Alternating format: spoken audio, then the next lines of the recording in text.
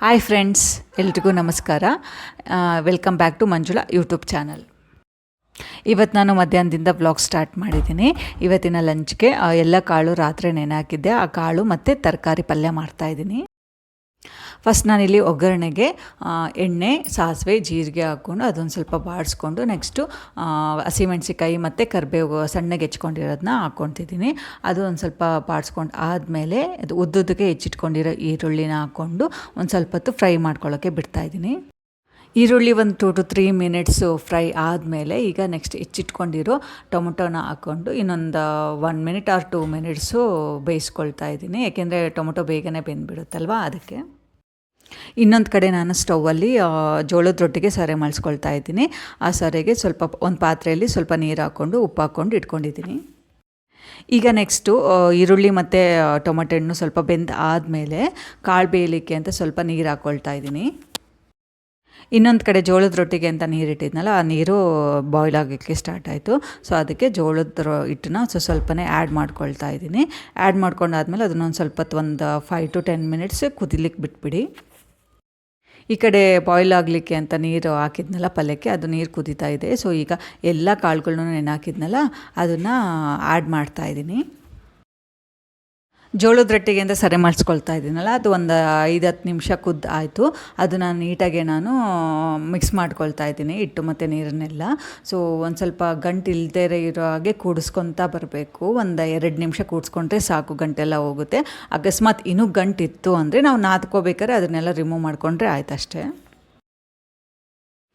ಆದಷ್ಟು ನಾನು ಗಂಟು ಕೂಡಿಸ್ಕೋಬೇಕಾದ್ರೆ ರಿಮೂವ್ ಮಾಡೋಕ್ಕೆ ನೋಡ್ತೀನಿ. ಬಟ್ ಅದು ಒಂದೊಂದು ಹಾಗೆ ಉಳ್ಕೊಂಡು ಬಿಡುತ್ತೆ. ಎಷ್ಟೊತ್ತು ಅಂತ ಹಂಗೆ ಕೂಡಿಸ್ಕೊತಾ ಇರಲಿ.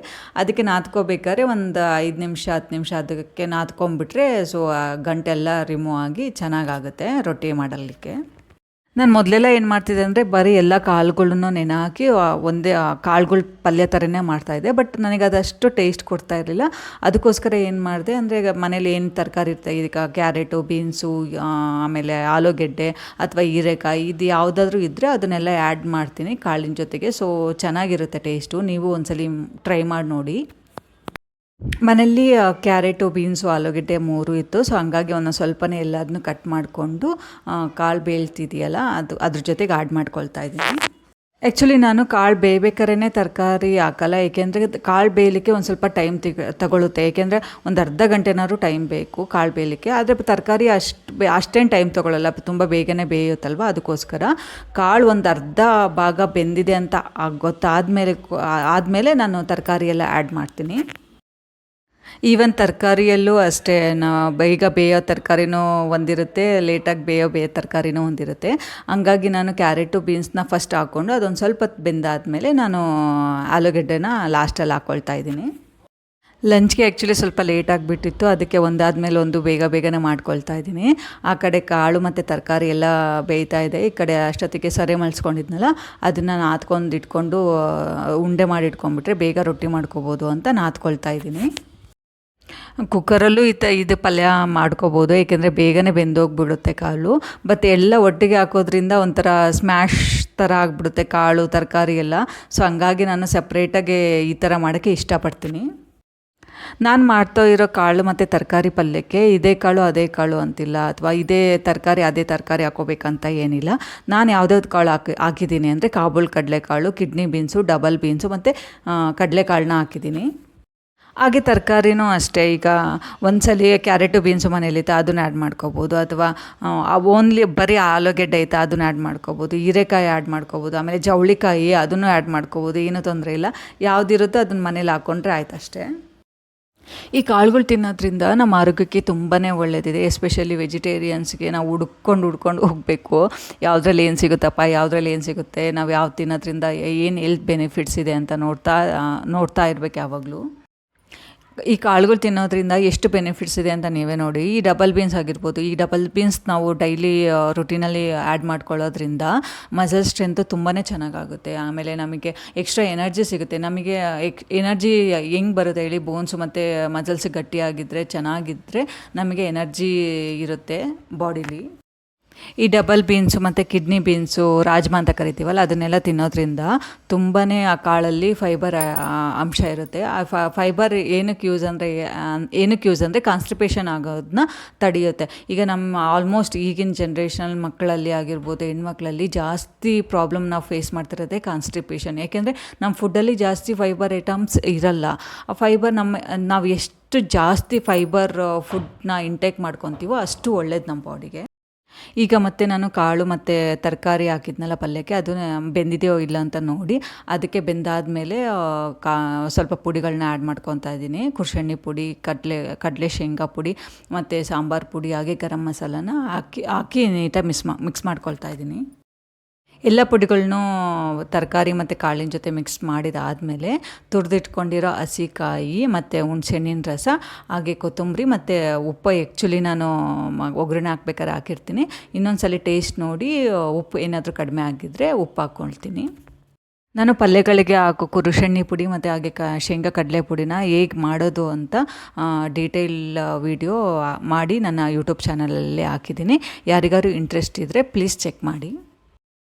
ನಾವು ಈ ಡಬಲ್ ಬೀನ್ಸ್ನ ನಮ್ಮ ರೆಗ್ಯುಲರಲ್ಲಿ ಹೆಲ್ತ್ ಹ್ಯಾಬಿಟಲ್ಲಿ ಆ್ಯಡ್ ಮಾಡ್ಕೊಳ್ಳೋದ್ರಿಂದ ಅದು ನಮ್ಮ ಹಾರ್ಟ್ ಹೆಲ್ತ್ನ ತುಂಬಾ ಚೆನ್ನಾಗಿಟ್ಕೊಳ್ಳುತ್ತೆ. ಅಂದರೆ ಹೇಗೆ ಅಂದರೆ ನಾವು ಬ್ಯಾಡ್ ಕೊಲೆಸ್ಟ್ರಾಲ್ ಇರುತ್ತಲ್ಲ ಬಾಡಿಲಿ, ಅದನ್ನೆಲ್ಲ ಕಡಿಮೆ ಮಾಡಿ ಹಾರ್ಟ್ ಹೆಲ್ತ್ನ ಇಂಪ್ರೂವ್ ಮಾಡುತ್ತೆ. ಈ ಡಬಲ್ ಬೀನ್ಸಲ್ಲಿ ಮತ್ತು ಕಡಲೆಕಾಳಲ್ಲಿ ಐರನ್ ಕಂಟೆಂಟ್ ತುಂಬ ಇರುತ್ತೆ. ಅದು ನಮಗೆ ಯಾರಿಗಾರು ಅನೇಮಿಯಾ ಫೇಸ್ ಮಾಡ್ತಾಯಿದ್ರೆ ಅದನ್ನು ಪ್ರಿವೆಂಟ್ ಮಾಡ್ಕೊಳ್ಳೋಕ್ಕೋಸ್ಕರ ಇದು ನಮಗೆ ಹೆಲ್ಪ್ ಮಾಡುತ್ತೆ. ತಿಂಗಳಲ್ಲಿ 1-2 ಸಲ ಅಥವಾ 3 ಸಲ ತಿಂದ್ವಿ, ಬಟ್ ನನಗದು ಹೆಲ್ತ್ ಬೆನಿಫಿಟ್ಸೇ ಬರ್ತಾಯಿಲ್ಲ ಅಂತಂದರೆ ಯಾವುದೇ ಆಗಲಿ, ಇದು ಅಂತ ಕಾಳುಗಳು ಅಂತಲ್ಲ, ಯಾವುದೇ ತರಕಾರಿ ತಿನ್ನೋದಾಗಿರ್ಬೋದು, ಕಾಳುಗಳಾಗಿರ್ಬೋದು, ನಾವು ವೀಕ್ಲಿ 2-3 ಸಲ ನಾವು ಅದನ್ನು ನಮ್ಮ ಫುಡ್ಡಲ್ಲಿ ತೊಗೋಬೇಕು. ಆವಾಗ ಮಾತ್ರ ಅದು ನಮ್ಮ ಹೆಲ್ತ್ ಬೆನಿಫಿಟ್ಸ್ ಗೊತ್ತಾಗೋದು. ನೆಕ್ಸ್ಟು ನಾನಿಲ್ಲಿ ಎಲ್ಲ ಮಿಕ್ಸ್ ಮಾಡಿದ್ನಲ್ಲ ಪುಡಿಗಳನ್ನೆಲ್ಲ, ಅದು ಒಂದು ಸ್ವಲ್ಪ ಕುದೀಲಿಕ್ಕೆ ಅಂತ ಆ ಕಡೆ ಸ್ಟವ್ ಮೇಲೆ ಇಟ್ಟು ಈ ಕಡೆ ರೊಟ್ಟಿ ಮಾಡ್ಕೊಳ್ಳೋಣ ಅಂತ ಹಂಚ ರೆಡಿ ಮಾಡ್ಕೊಳ್ತಾ ಇದ್ದೀನಿ. ಕಾಳುಗಳ್ನ ಈ ಥರ ಪಲ್ಯಕ್ಕೂ ಯೂಸ್ ಮಾಡ್ಬೋದು. ನಾನು ನೆಕ್ಸ್ಟು ನನ್ನ ಕಮ್ಮಿಂಗ್ ವೀಡಿಯೋಸಲ್ಲೆಲ್ಲ ಸ್ಯಾಲೆಡ್ಸ್ ಥರನೂ, ಅಂದರೆ ಒಂದೊಂದೇ ಕಾಳುಗಳ್ನ ಯೂಸ್ ಮಾಡಿಕೊಂಡು ಸ್ಯಾಲೆಡ್ಸ್ ಹೇಗೆ ಮಾಡ್ಕೊಳ್ಳೋದು ಅಂತ ನಾನು ತೋರಿಸ್ತೀನಿ. ಹಾಗೆ ಈವ್ನಿಂಗ್ ಸ್ನ್ಯಾಕ್ಸ್ಗೆ ಈ ಥರ ಸ್ಯಾಲೆಡ್ಸ್ ಎಲ್ಲ ತುಂಬಾ ಚೆನ್ನಾಗಿರುತ್ತೆ. ನನ್ನ ಫ್ರೆಂಡ್ ಒಬ್ಬರು ಏನು ಕೇಳಿದರು ಅಂದರೆ, ನಾನು ಈ ಥರ ವೀಡಿಯೋಸ್ ಎಲ್ಲ ಕುಕ್ಕಿಂಗ್ದೆಲ್ಲ ಮಾಡಾಕ್ತೀನಲ್ವ, ಸೊ ಅವ್ರೇನು ಕೇಳಿದರು, ನೀನು ವೀಡಿಯೋಸ್ಗೋಸ್ಕರ ಈ ಥರ ಅಡುಗೆ ಎಲ್ಲ ಡೈಲಿ ವೆರೈಟಿಯಾಗಿ ಮಾಡ್ತಿದ್ದೀಯಾ ಅಂತ ಕೇಳಿದರು. ಸೊ ನನಗೆ ಅವಾಗ ಒಂದ್ಸಲ ನಗು ಬಂತು. ಯಾಕೆಂದರೆ ನಾನು ಆ್ಯಕ್ಚುಲಿ ಇದನ್ನು ವೀಡಿಯೋಸ್ಗೋಸ್ಕರ ಏನೂ ಮಾಡ್ತಿಲ್ಲ. ನಾನು ಡೈಲಿ ರೂಟೀನ್ ಮೊದಲೇ ಹೇಗಿತ್ತು ಅದನ್ನೇ ಈಗಲೂ ಅಷ್ಟೇ ಕಂಟಿನ್ಯೂ ಮಾಡ್ತಾಯಿದ್ದೀನಿ. ಹಾಗೆ ನಾನು ಏನೇನು ಅಡುಗೆ ಮಾಡ್ತಿದ್ದೋ ಅದನ್ನು ವೀಡಿಯೋಸ್ ಮಾಡಿ ಹಾಕ್ತಾಯಿದ್ದೀನಿ ಹೊರತು ವೀಡಿಯೋಸ್ಗೋಸ್ಕರ ಎಕ್ಸ್ಟ್ರಾ ಬೇರೆ ಅಡುಗೆ ಮಾಡೋದಾಗಲಿ ಏನೂ ಮಾಡ್ತಾ ಇಲ್ಲ. ನಾನು ಯಾಕಿಷ್ಟು ಹೆಲ್ತಿ ಫುಡ್ ಬಗ್ಗೆ ಅಷ್ಟು ಕಾನ್ಸಂಟ್ರೇಟ್ ಮಾಡ್ತೀನಿ ಅಂದರೆ, ನಾನು ಹಿಂದಿನ ಹಳೆ ಮನೆಯಲ್ಲಿದ್ವಿ. ಅಲ್ಲಿ ಓನರ್ ಆಂಟಿ ಮಗಳು ಫ್ರೆಂಡ್ ಒಬ್ಬರಿದ್ರು. So both are working, she is married and both are working. So working ಇದ್ದಾಗ ಏನು ಮಾಡ್ತಿದ್ರು ಅವ್ರು ಜಾಸ್ತಿ, ಯೂಶ್ವಲಿ ಬೆಂಗಳೂರಲ್ಲಿ ಮೋಸ್ಟ್ ಆಫ್ ದ ಪೀಪಲ್ ಇಬ್ಬರು ವರ್ಕಿಂಗ್ ಇದ್ದರೆ ದಿನದಲ್ಲಿ ಒಂದು ಫುಡ್ ಮನೇಲಿಂದ 2 ಟೈಮ್ಸ್ ಫುಡ್ ಹೊರಗಡೆನೇ ಆಗುತ್ತೆ, ಎಲ್ಲರಿಗೂ ಅದು ಗೊತ್ತಿರುತ್ತೆ. ಸೊ ಹಂಗಿದ್ದಾಗ ಹೊರಗಡೆ ಜಾಸ್ತಿ ತಿಂದು ಏನಾಗ್ಬಿಟ್ಟಿತ್ತು ಅಂದರೆ, ಶಿ ಈಸ್ 30+ ಅಷ್ಟೇ. ಸೊ ಆಲ್ರೆಡಿ ಅವರಿಗೆ ದಟ್ ಫ್ರೆಂಡು ಆ ಲೇಡಿಗೆ ಶುಗರ್ ಬಂದುಬಿಟ್ಟಿತ್ತು. ಇನ್ನು ಅರ್ಲಿ ಏಜು, ಆ ಏಜಿಗೆ ಈಗ ಶುಗರ್ ಆಗಿರ್ಬೋದು, BP ಬಡಿಸ್ಕೊಂಡ್ರೆ ಇದು ಟಿಲ್ ಹೆಂಡ್ ಇರುತ್ತೆ, ನಮ್ಮ ಲೈಫ್ ಲಾಂಗ್ ಇರುತ್ತೆ ಅದನ್ನು. ಸೊ ನಾವು ಅದ್ರ ಜೊತೆನೇ ಬದುಕಬೇಕಾಗುತ್ತೆ. ಅವ್ರೀಗ ಹೇಗೆ ಮಾಡಬೇಕು ಅಂದರೆ, ಡೈಲಿ ಊಟದ ಜೊತೆ ದಿನ ಟ್ಯಾಬ್ಲೆಟ್ಸ್ ತೊಗೋಬೇಕು, ಅದೇ ರೂಟೀನ್ ಆಗಿಬಿಟ್ಟಿರುತ್ತೆ. ಹಾಗೆ ಸ್ವಲ್ಪ ಇವತ್ತು ವೆಜಿಟೇಬಲ್ಸು ಮತ್ತು ಫ್ರೂಟ್ಸ್ನ ರೀಸ್ಟಾಕ್ ಮಾಡಬೇಕಿತ್ತು. ಸೊ ಅದಕ್ಕೆ ಎಲ್ಲ ತೊಗೊಂಡು ಬಂದಿದ್ದೆ. ಸೊ ಸಮ್ಮರ್ ಸ್ಟಾರ್ಟ್ ಆಯಿತು ಅಂದರೆ ನನಗಂತೂ ಎಸ್ಪೆಷಲಿ ತುಂಬ ಖುಷಿಯಾಗುತ್ತೆ. ಏಕೆಂದರೆ ಮಾವಿನ ಹಣ್ಣು ಮತ್ತು ಹಲಸಿನ ಹಣ್ಣು ಸೀಸನ್ ಬರುತ್ತಲ್ಲ, ಅದಕ್ಕೋಸ್ಕರ. ನನಗೆ ಎಷ್ಟು ಸಲ ಅನಿಸಿದೆ ಅಂದರೆ, ಆ್ಯಪಲ್ಲು, ಆರೆಂಜಸ್ ಎಲ್ಲ ಇಯರ್ಲಿ ಫುಲ್ ಸಿಕ್ಬಿಡುತ್ತೆ, that is not a seasonal fruit. But ಈ ಮ್ಯಾಂಗೋ ಮತ್ತು ಜಾಕ್ ಫ್ರೂಟ್ ಮಾತ್ರ ಸೀಸನಲ್ ಫ್ರೂಟ್. ಅದು ಯಾಕೆ ಯಾವಾಗಲೂ ಸಿಗಲ್ಲ ಅಂತ ಎಷ್ಟು ಬೇಜಾರಾಗಿರುತ್ತೆ ಅಂದರೆ ಅಷ್ಟು ಬೇಜಾರಾಗುತ್ತೆ ನನಗೆ. ವಿಡಿಯೋದಲ್ಲಿ ನೋಡ್ತಾ ಇದ್ದೀರಲ್ಲ, ಗ್ರೀನ್ ಕಲರು ಮ್ಯಾಂಗೋ ಶೇಪಲ್ಲಿ ಇದೆಯಲ್ಲ, ಸೊ ಅದು ಆ್ಯಕ್ಚುಲಿ ಅವಕಾಡೋ ಫ್ರೂಟು. ನನ್ನ ಹಸ್ಬೆಂಡು ಕೇರಳ ಸೈಡ್, ಅವರು ಕೊಲ್ಲಿಗೊಬ್ಬರದ್ದು ಮದುವೆ ಇದೆ ಅಂತ ಹೋಗಿದ್ರು. ಆನ್ ದ ವೇ ಬರಬೇಕಾದ್ರೆ ಎಷ್ಟು ಎಷ್ಟು ತಂದಿದ್ರು ಅಂದರೆ 1 kg 2 kg ಏನೋ ತಂದಿದ್ರು. ಅದಕ್ಕೆ ಆಲ್ಮೋಸ್ಟ್ ಒಂದು 6 ಏನೋ ಅವಕಾಡೋ ಫ್ರೂಟ್ ಬಂದಿತ್ತು. ಸೀರಿಯಸ್ಲಿ ಇಲ್ಲಿ ಒಂದು ಹಣ್ಣಿಗೆ ನಾವು ಎಷ್ಟು ಕೊಡ್ತೀವಿ ಅಂದರೆ 100+ ಇರುತ್ತೆ. ಬಟ್ ಅಲ್ಲಿ 2 kgಗೆ ಅವರು 200 ರೂಪಾಯಿ ಕೊಟ್ಟು ಬಂದಿದ್ದಾರೆ ಅಷ್ಟೇ. 6 ಹಣ್ಣೇನೋ ಬಂದಿತ್ತು. ಎಲ್ಲದೂ ಅಷ್ಟೇ ಚೆನ್ನಾಗೂ ಇತ್ತು, ಒಂದು ಕೆಟ್ಟಿರಲಿಲ್ಲ. ಸೊ ತುಂಬಾ ಚೆನ್ನಾಗಿತ್ತು. ನಮ್ಮ ಊರ ಕಡೆ ಎಲ್ಲ ಮ್ಯಾಂಗೋ ಸೀಸನ್ ಸ್ಟಾರ್ಟ್ ಆಯಿತು ಅಂದರೆ ಸಾಕು, ಹೋಳ್ಗೆ ಸೀಕರಣೆ ಸೀಸನ್ ಸ್ಟಾರ್ಟ್ ಆಯಿತು ಅಂತಲೇ ಅರ್ಥ. ಆಲ್ಮೋಸ್ಟ್ ಏನಿಲ್ಲ ಅಂದರೂ ತಿಂಗಳಿಗೆ 1-2 ಸಲಿನಾದ್ರು ಮಾಡ್ತಾನೆ ಇರ್ತೀವಿ. ಆ್ಯಕ್ಚುಲಿ ನನ್ನ ಮಗನ ಸ್ಕೂಲ್ ಸ್ಟಾರ್ಟ್ ಆಗಲಿ ಅಂತ ಕಾಯ್ತಾ ಇದ್ದೀನಿ. ಅವ್ನು ಮನೇಲಿದ್ದರೆ ಏನು ಮಾಡೋಕ್ಕೂ ಬಿಡಲ್ಲ. ಸೊ ಹಂಗಾಗಿ ಒಂದು ಸ್ವಲ್ಪ ಅವ್ನು ಸ್ಕೂಲಿಗೆ ಹೋಗ್ಬಿಟ್ರೆ ಸೊ ನನ್ನ ಕೆಲಸ ಎಲ್ಲ ಮುಗಿಸ್ಕೊಂಡು ಹೋಳ್ಗೆ ಅವನದು ರೆಸಿಪೀಸ್ ಲಿಸ್ಟ್ ತುಂಬಾ ಇದೆ, ಅದನ್ನೆಲ್ಲ ಮಾಡಿಕೊಡ್ಬೇಕು ಅಂತ ಹೇಳಿದ್ದಾನೆ. ಸೊ ಒಂದೊಂದೇ ಮಾಡಬೇಕು. ಹಾಗೆ ಮಾವಿನೆಣ್ಣು ಒಂದು ಸ್ವಲ್ಪ ಔಷಧಿ ಎಲ್ಲ ಹೊಡೆದಿರ್ತಾರೆ ಅನ್ನೋ ಡೌಟ್ ಇರುತ್ತಲ್ಲ. ಸೊ ಅದಕ್ಕೆ ಒಂದು ಸ್ವಲ್ಪ ನೀಟಾಗಿ ವಾಶ್ ಮಾಡಿ ಒಂದು ಸ್ವಲ್ಪ ಹೊತ್ತು ನೀರಲ್ಲಿ ನೆನೆ ಹಾಕೋಣ ಅಂತ ಒಂದು ಪಾತ್ರೆಯಲ್ಲಿ ಹಾಕಿ ಇಟ್ಕೊಳ್ತಾ ಇದ್ದೀನಿ. ಮಾವಿನೆಣ್ಣು ಆ್ಯಕ್ಚುಲಿ ಒಂದು ಸ್ವಲ್ಪ ಬಾಡಿಗೆ ಹೀಟು ಅಂತ ಹೇಳ್ತಾರೆ. ಅದಕ್ಕೋಸ್ಕರ ಸ್ವಲ್ಪ ಹೊತ್ತು ನೆನೆ ಹಾಕೋದ್ರಿಂದ ಸೊ ಆ ಹೀಟೆಲ್ಲ ರಿಲೀಸ್ ಆಗುತ್ತೆ ಅಂತ ಅಂತಾರೆ. ಅದಕ್ಕೋಸ್ಕರ ಸ್ವಲ್ಪ ಹೊತ್ತು ನಾನು ತಂದಾಗಲೆಲ್ಲ 1 ಅವರ್ ಆದರೂ 1 hours 2 hours ಆದರೂ ನಾನು ನೀರಲ್ಲಿ ನೆನೆ ಹಾಕ್ತೀನಿ. ನಾವು ಆ್ಯಕ್ಚುಲಿ ಹಾಗಲಕಾಯಿ ಪಲ್ಯ ಥರ ಏನೂ ಮಾಡಲ್ಲ. ಸೊ ನಾನು ಹಾಗಲಕಾಯಿ ಯೂಶ್ವಲಿ ರೊಟ್ಟಿ ಮಾಡ್ತೀನಲ್ಲ, ರೊಟ್ಟಿ ಜೊತೆ ಪಲ್ಯ ಏನಾದ್ರು ಇರುತ್ತಲ್ಲ, ತರಕಾರಿ ಕಾಳಿನ ಪಲ್ಯ ಅಥವಾ ಬೇರೆ ಸಪ್ರೇಟ್ ತರಕಾರಿ ಪಲ್ಯ ಮಾಡಿದಾಗ ಏನು ಮಾಡ್ತೀನಿ ಅಂದರೆ ಹಾಗಲಕಾಯಿನ ನಾನು ಫ್ರೈ ಥರ ಮಾಡಿಬಿಡ್ತೀನಿ. ಸ್ವಲ್ಪ ಅದನ್ನು ಮೇಲಿಂದು ಲೇಯರ್ ಎಲ್ಲ ತೆಗೆದು ಅದನ್ನು ನೀಟಾಗಿ ವಾಶ್ ಮಾಡಿ ಫ್ರೈ ಮಾಡಿ ಒಂದು ಸ್ವಲ್ಪ ಉಪ್ಪಾಕಿ ಗರಂ ಮಸಾಲ ಹಾಕಿ ರೊಟ್ಟಿ ಜೊತೆ ತಿಂತೀವಿ ಅಷ್ಟೇ. ಹಾಗೆ ರೊಟ್ಟಿ ಮಾಡಿದ್ನಲ್ವ, ರೊಟ್ಟಿ ಪಲ್ಯಕ್ಕೆ ಒಂದು ಸ್ವಲ್ಪ ಸೌತೆಕಾಯಿ ಹೆಚ್ಕೊಳ್ತಾ ಇದ್ದೀನಿ. ಸೌತೆಕಾಯಿ ಬಾಡಿಗೆ ತುಂಬಾ ಒಳ್ಳೆಯದು, ಹಾಗೆ ಹೈಡ್ರೇಟ್ ಆಗಿರೋಕ್ಕೆ ಹೆಲ್ಪ್ ಮಾಡುತ್ತೆ. ಸೊ ಹಾಗಾಗಿ ಸೌತೆಕಾಯಿ ಮತ್ತು ಹಾಗಲಕಾಯಿ ಫ್ರೈ ಮಾಡ್ಕೊಳ್ಳೋಣ ಅಂತ ಮಾಡ್ಕೊಳ್ತಾ ಇದ್ದೀನಿ. ಮೊದಲೆಲ್ಲ ನಮ್ಮ ಮನೇಲಿ ಈ ಹಾಗಲಕಾಯಿ ಆಗಿರ್ಬೋದು, ಸ್ಯಾಲಡ್ಸ್ ಆ ಥರ ಅಂತ ಏನೂ ಮಾಡ್ತಿರಲಿಲ್ಲ. ಅಂದರೆ ಏನು ಊಟಕ್ಕೆ ಮಾಡ್ತಿದ್ದೋ ಅದನ್ನು ಊಟ ಮಾಡಿ ಸುಮ್ಮನೆ ಆಗಿಬಿಡ್ತಿದ್ವಿ ಅಷ್ಟೇ. ಇತ್ತೀಚೆಗಷ್ಟೇ ಊಟದ ಜೊತೆ ಒಂದು ಸ್ವಲ್ಪ ತರಕಾರಿಗಳನ್ನ ತಿನ್ನೋದಾಗಿರ್ಬೋದು, ಈ ಥರ ಹಾಗಲಕಾಯಿ ಫ್ರೈ ಮಾಡ್ಕೊಂಡು ತಿನ್ನೋದು ಮಾಡ್ತಿದ್ವಿ. ಏಕೆಂದರೆ ನಮ್ಮ ಮಾವ ಅವರಿಗೆ, ಅಂದರೆ ನಮ್ಮ ಹಸ್ಬೆಂಡ್ ತಂದೆ ಅವರಿಗೆ ಶುಗರ್ ಇದೆ. ಸೊ ನನ್ನ ಹಸ್ಬೆಂಡಿಗೇನು ನನಗೂ ಬರ್ಬೋದೇನೋ ಅಂತ ಡೌಟ್ ಅವರಿಗೆ. ಸೊ ಅದೊಂದು, ಮತ್ತು ಎವ್ರಿ ಇಯರ್ ಅವ್ರು ಎಲ್ಲಿ ಚೆಕಪ್ ಮಾಡಿಸಿದಾಗ ಬಾರ್ಡರ್ಗೆ ಇರುತ್ತೆ ಅವ್ರ ಶುಗರು. ಅದಕ್ಕೋಸ್ಕರ ಬಾರ್ಡರಿಗಿದ್ರೆ ಒಂದು ಸ್ವಲ್ಪ ಏನಾರು ಅವಾಗಾರು ಇವಾಗಾರು ಒಂದು ಸ್ವಲ್ಪ ಸ್ವೀಟ್ಸ್ ತಿನ್ಬೋದು. ಅದು ಶುಗರ್ ಒಂದ್ಸಲಿ ಬಂದುಬಿಟ್ರೆ ಮುಗ್ದೋಯ್ತು, ಸ್ವೀಟ್ಸ್ ತಿನ್ನೋಕ್ಕಾಗಲ್ಲ, ಡೈಲಿ ಆ ಟ್ಯಾಬ್ಲೆಟ್ಸ್ ತಿನ್ನಬೇಕು. ಅದ್ರ ಬದಲು ಅಟ್ಲೀಸ್ಟ್ ಈ ಥರ ಹೆಲ್ತ್ ಹ್ಯಾಬಿಟ್ಸ್ ಮಾಡ್ಕೊಳ್ಳೋದ್ರಿಂದ ಅಟ್ಲೀಸ್ಟ್ ಅದನ್ನು ಬರೋದನ್ನು ಅವಾಯ್ಡ್ ಮಾಡ್ಬೋದಲ್ಲ ಅಂತ ಅಷ್ಟೇ. ಸೌತೆಕಾಯಿ ಎಲ್ಲ ಹೆಚ್ಚಿಟ್ಕೊಂಡು ಆದಮೇಲೆ ಈಗ ಹಾಗಲಕಾಯಿ ಫ್ರೈ ಮಾಡ್ಕೊಳ್ಳೋಕ್ಕೆ ಹಾಗಲಕಾಯಿನ ಮೇಲಿನ ಲೇಯರ್ ಎಲ್ಲ ತಗೊಳ್ತಾ ಇದ್ದೀನಿ. ಸೊ ಒಬ್ಬೊಬ್ಬರು ಅದನ್ನೇ ಹಂಗೆ ತಿಂತಾರೆ, ಅದು ಹೇಗೆ ತಿಂತಾರೋ ಗೊತ್ತಿಲ್ಲ. ಬಟ್ ನನಗೆ ಹೊರಗಡೆ ಲೇಯರ್ ಇದ್ದರೆ ಅದನ್ನು ತಿನ್ನಂಗೆ ಅನಿಸಲ್ಲ, ತುಂಬಾ ಕೈ ಅನಿಸ್ಬಿಡುತ್ತೆ. ಅಟ್ಲೀಸ್ಟ್ ಹೊರಗಡೆ ಲೇಯರ್ ತೆಗೆದ್ರೆ ಒಂದು ಸ್ವಲ್ಪ ಬಿಟರ್ನೆಸ್ ಒಂದು ಸ್ವಲ್ಪ ಕಡಿಮೆ ಆಗುತ್ತೆ ಅಂತ ಫೀಲ್ ನನಗಷ್ಟೇ.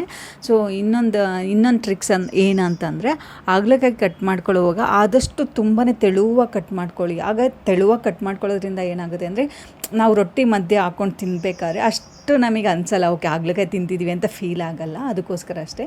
ಸೊ ಈಗ ಹಾಗಲಕಾಯಿ ಎಲ್ಲ ಕಟ್ ಮಾಡ್ಕೊಂಡು ಆದಮೇಲೆ ಅದಕ್ಕೊಂದು ಸ್ವಲ್ಪ ಆಯಿಲ್ ಹಾಕ್ಕೊಂಡು ಉಪ್ಪು ಮತ್ತು ಗರಂ ಮಸಾಲ ಹಾಕ್ಕೊಂಡು ಫ್ರೈ ಮಾಡ್ಕೊಳ್ತಾ ಇದ್ದೀನಿ. ನಮ್ಮ ಅತ್ತೆ ಆ್ಯಕ್ಚುಲಿ ಹಾಗಲಕಾಯಿ ಪಲ್ಯ ಮಾಡ್ತಾರೆ, ತುಂಬಾ ಚೆನ್ನಾಗಿರುತ್ತೆ. ಆ್ಯಂಡ್ ದೆನ್ ಅದು ಅಷ್ಟು ಕೈನೂ ಅನಿಸಲ್ಲ, ಅಷ್ಟು ಚೆನ್ನಾಗಿರುತ್ತೆ. ಬೇರೆ ಏನೋ ಹೀರೆಕಾಯಿ ಪಲ್ಯನೋ ಜವಳಿಕಾಯಿ ಪಲ್ಯನೋ ತಿಂತಿದ್ದೀವಿ ಅಂತ ಫೀಲ್ ಆಗಬೇಕು, ಅಷ್ಟು ಚೆನ್ನಾಗಿ ಮಾಡ್ತಾರೆ. ಬಟ್ ಒಂದು ಸ್ವಲ್ಪ ಆಯಿಲ್ ಜಾಸ್ತಿ ಹಾಕಬೇಕು ಅನಿಸುತ್ತೆ, ಏಕೆಂದರೆ ಅದು ಆ ಬಿಟರ್ನೆಸ್ ಎಲ್ಲ ಹೋಗಬೇಕಲ್ಲ, ಅದಕ್ಕೋಸ್ಕರ. ಇತ್ತೀಚೆಗೆ ಹಾರ್ಟ್ ಅಟ್ಯಾಕು ಕೂಡ ತುಂಬಾ ಆಗಿಬಿಟ್ಟಿದೆ. ಅಂದರೆ ನನಗೆ ಒಂದೊಂದ್ಸಲಿ ಅಡುಗೆ ಮಾಡ್ಬೇಕಾದ್ರೆ ಆಯಿಲ್ ಯೂಸ್ ಮಾಡ್ತಿರ್ತೀನಲ್ಲ, ಎಷ್ಟು ಭಯ ಆಗ್ತಾ ಇರುತ್ತೆ. ಎಷ್ಟು ಕಡಿಮೆ ಆಗುತ್ತೋ ಅಷ್ಟು ಕಡಿಮೆ ಯೂಸ್ ಮಾಡೋಕ್ಕೆ ಟ್ರೈ ಮಾಡ್ತೀನಿ. ಬಟ್ ಒಂದೊಂದ್ಸಲಿ ಏನಾಗ್ಬಿಡುತ್ತೆ, ಈಗ ಪಡ್ಡು ಮಾಡ್ತೀನಿ ಅಂತ ಆಗಿರ್ಬೋದು, ಚಿತ್ರಾನ್ನ ಮಾಡ್ತೀನಿ ಅಂತ ಆದಾಗ ಅದಕ್ಕೆಲ್ಲ ಒಂದು ಸ್ವಲ್ಪ ಜಾಸ್ತಿ ಆಯಿಲ್ ಹಾಕಿದ್ರೇ ಅದ್ರದ್ದು ರುಚಿ ಆಗುತ್ತೆ. ಸೊ ಒಂದು ಸ್ವಲ್ಪ ಆದಷ್ಟು ನಾನು ಸಜೆಸ್ಟ್ ಮಾಡೋದೇನೆಂದರೆ ಆದಷ್ಟು ಕಡಿಮೆ ಆಯಿಲ್ನ ಯೂಸ್ ಮಾಡಿ. ನಾನು ಚಿಕ್ಕ ವಯಸ್ಸಿಂದ ನೋಡಿದ್ದೀನಿ. ಅಂದರೆ ನಮ್ಮ ಮನೇಲಿ ನನಗೆ ಬುದ್ಧಿ ಬಂದಾಗಲಿಂದ ನಮ್ಮ ತಾತಂಗೆ ಶುಗರ್ ಇತ್ತು, ಆಯಿತಾ. ಸೊ ಶುಗರ್ ಇದ್ದಾಗ ನಮ್ಮಮ್ಮ ಏನು ಮಾಡ್ತಿದ್ದು ಅಂದರೆ ಪ್ರತಿ ಫೆಸ್ಟಿವಲ್ಸಿಗೂ ಆಗಿರ್ಬೋದು, ಹಂಗೆ ಯಾರಾದ್ರು ಗೆಸ್ಟ್ ಬಂದಾಗ 2 ಥರ ಸ್ವೀಟ್ಸ್ ಮಾಡಬೇಕು. ಯಾಕೆಂದರೆ ನಮ್ಮ ತಾತಂಗೆ ಸಪ್ಪೆ ಹೋಳ್ಗೆ ಆಗಿರ್ಬೋದು, ಸಪ್ಪೆ ಪಾಯಸ ಮಾಡಬೇಕು. ಆ್ಯಂಡ್ ದೆನ್ ನಮಗೆ ಸ್ವೀಟು ಸೊ ಎರಡೆರಡು ಥರ ಕೆಲಸ ಆಗಿಬಿಡುತ್ತೆ. ಸೊ ಹಂಗಾಗಿ ಮನೆಯಲ್ಲಿ ಇರೋರಿಗೆ ಅದು ನೋಡ್ಕೊಳ್ಳೋರಿಗೆ ಅಥವಾ ಅಡುಗೆ ಮಾಡೋರಿಗೆ ಎಷ್ಟು ಹಿಂಸೆ ಆಗುತ್ತೆ ಅಂದರೆ, ಸೊ ಅವ್ರಿಗೆ ಅದು ಅರ್ಥ ಆಗಲ್ಲ. ನಾವು ಮಾಡ್ತಿರ್ತೀವಲ್ವ, ಅವ್ರನ್ನ ನೋಡ್ಕೊತಾ ಇರ್ತೀವಲ್ಲ, ನಮಗೆ ಎಷ್ಟು ಹಿಂಸೆ ಆಗ್ತಿರುತ್ತೆ. ಅದಕ್ಕೋಸ್ಕರ ಹೆಲ್ತನ್ನ ಆದಷ್ಟು ಜೋಪಾನವಾಗಿ ನೋಡ್ಕೊಳ್ಳಿ. ನೈಟ್ ಡಿನ್ನರ್ಗೆ ಎಲ್ಲ ರೆಡಿ ಮಾಡ್ಕೊಳ್ತಾ ಇದ್ದೀನಿ. ಮಧ್ಯಾಹ್ನಕ್ಕೆ ಸಪ್ರೇಟ್ ಒಂದು ಸ್ವಲ್ಪ ಮಧ್ಯಾಹ್ನಕ್ಕೆ ಎಷ್ಟು ಬೇಕೋ ಅಷ್ಟು ರೊಟ್ಟಿ ಮಾಡಿಕೊಂಡು ಉಳಿದಿರೋ ಸರಿನ ತೆಗ್ದಿಟ್ಟು ನಾನು ನೈಟಿಗೆ ಎಷ್ಟು ಬೇಕೋ ಅಷ್ಟು ರೊಟ್ಟಿ ಮಾಡ್ಕೊಳ್ತಾ ಇದ್ದೀನಿ. ಸೊ ಎಸ್ಪೆಷಲಿ ರೊಟ್ಟಿ ಮಾಡಿದಾಗ ನನಗೆ ಹೇಗೆ ಅನಿಸುತ್ತೆ ಅಂದರೆ, ಇಡೀ ಅಡುಗೆ ಮನೆ ಫುಲ್ಲು ರಾಣ ಆಗಿಬಿಡುತ್ತೆ. ಸೊ ಆ ಹಿಟ್ಟಿಂದಾಗಿರ್ಬೋದು ಅಥವಾ ಆಮೇಲೆ ಹಿಟ್ಟು ತೆಗ್ದು ಅದನ್ನು ಆರಕ್ಕೆ ಅಂತ ಒಂದು ತಟ್ಟೆಗೆ ಇಟ್ಟಾಗ ಆಗಿರ್ಬೋದು, ತುಂಬಾ ಕೆಲಸ ಅನಿಸ್ಬಿಡುತ್ತೆ ನನಗೆ. ನೀವೇ ನೋಡ್ತಿದ್ದೀರಲ್ಲ ಎಷ್ಟು ಚೆನ್ನಾಗಾಗಿದೆ ರೊಟ್ಟಿ. ಹಾಗೆ ಪಲ್ಯ ಮತ್ತು ಸಾಲೆಡ್ಡು, ಹಂಗೆ ಹಾಗಲಕಾಯಿ ಫ್ರೈ ಕೂಡ ರೆಡಿಯಾಗಿದೆ. ಅಷ್ಟು ರಾಣ ಇದ್ದಿದ್ದ ಅಡುಗೆ ಮನೆನ ಹೇಗೆ ಕ್ಲೀನ್ ಮಾಡಿದ್ದೀನಿ ಅಂತ ನೀವೇ ನೋಡಿ. ರಾತ್ರಿ ಹೊತ್ತು ಎಲ್ಲ ಊಟ ಎಲ್ಲ ಆದಮೇಲೆ, ಪಾತ್ರೆ ಎಲ್ಲ ತೊಳೆದಾದ್ಮೇಲೆ ಒಂದು ಸ್ವಲ್ಪ ಅಡುಗೆ ಮನೆನ ಈ ಥರ ನೀಟಾಗಿ ಮಾಡಿ ಮಲ್ಗೋದ್ರಿಂದ ಎಷ್ಟು ನೆಮ್ಮದಿ ಸಿಗುತ್ತೆ ಅಂದರೆ ಕಣ್ತುಂಬ ನಿದ್ದೆ ಬರುತ್ತೆ. ಬೆಳಿಗ್ಗೆನೂ ಅಷ್ಟೇ ಈ ಥರ ನೀಟಾಗಿರೋ ಅಡುಗೆ ಮನೆ ನೋಡಿದ್ರೆ ಒಳ್ಳೊಳ್ಳೆ ತಿಂಡಿ ಮಾಡೋಕ್ಕೂ ಮೂಡ್ ಬರುತ್ತೆ. ಹಾಗೆ ಈ ವಿಡಿಯೋ ಇಷ್ಟ ಆಗಿದ್ರೆ ಪ್ಲೀಸ್ ಸಬ್ಸ್ಕ್ರೈಬ್ ಮಾಡಿ ನನ್ನ ಚಾನಲ್ನ. Thank you.